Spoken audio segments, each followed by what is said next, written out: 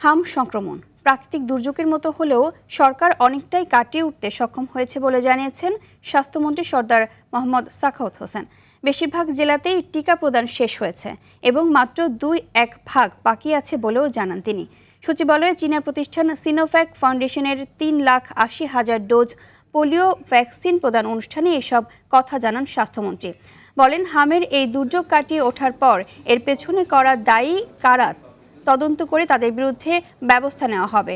আগামী জুন মাসের মধ্যে বাচ্চাদের ভিটামিন এ ক্যাপসুল খাওয়ানো শুরু হবে বলেও জানান।